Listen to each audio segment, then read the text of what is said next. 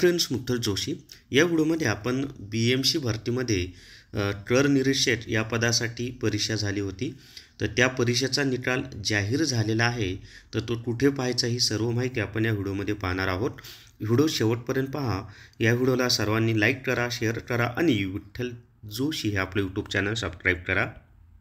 जर तुम्हाला RRB group D साठी रेकॉर्डेड व्हिडिओ कोर्स घ्यायचा असेल तर प्ले स्टोरवरून विठ्ठल जोशी ॲप डाउनलोड करा आणि RRB group D recorded video course विकत घ्या। तर या ठिकाणी पहा, आपलं जे विठ्ठल जोशी हे टेलिग्राम चॅनल आहे त्यावर मी BMC कर निरीक्षकचा निकाल रात्री 18:36 अपलोड केलेला आहे। आणि या ठिकाणी पहा काय म्हटलेलं आहे त्यांनी। तर मुंबई महानगरपालिका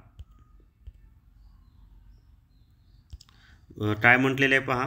तर बृहन्मुंबई महानगरपालिका सूचनापत्र जाहिरात दिनांक 16/9/2024 अन्वये बृहन्मुंबई महानगरपालिकेच्या कर निर्धारण व संकलन खात्यातील निरीक्षक या संवर्गातील 178 रिक्त पदांकरिता प्रसारित करण्यात आलेल्या जाहिरातीच्या अनुषंगाने 10/12/2024 रोजी महाराष्ट्र राज्यातील 26 जिल्ह्यात 50 परीक्षा केंद्रांवर निरीक्षक पदाकरिता परीक्षा बाह्य संस्थेमार्फत घेण्यात आली आहे।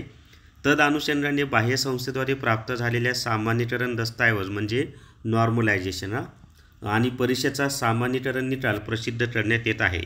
भरती प्रक्रियेसंदर्भात वेळोवेळी प्रसिद्ध होणारी माहिती। आता पुढचं काय आपल्यासाठी एवढं महत्त्वाचं नाही, तर त्याच्याखाली हे कसं झालेलं आहे म्हणजे नॉर्मलायझेशन कसं झालं आहे त्याचा फॉर्म्युला वगैरे दिलेला आहे।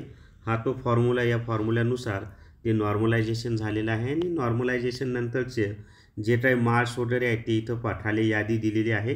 इथं स्पष्ट त्यांनी दिलेले आहे पहा की निरीक्षक सरळ सेवा भरती 2024 ऑनलाईन परीक्षेचा निकाल, आणि त्याच्या खाली त्यांनी तो निकाल दिलेला आहे। जसं की पहिल्या विद्यार्थ्याविषयी सांगायचं झालं तर त्यांना मार्क्स आफ्टर ऑब्जेक्शन नंतरचे मार्क्स वगैरे त्यांनी दिलेले आहेत।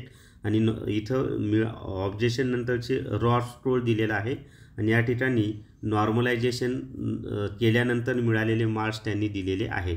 तर अशा पद्धतीनं हा निकाल तुम्ही विठ्ठल जोशी हे जे आपलं टेलिग्राम चॅनल आहे त्यावर जाऊन पाहू शकता।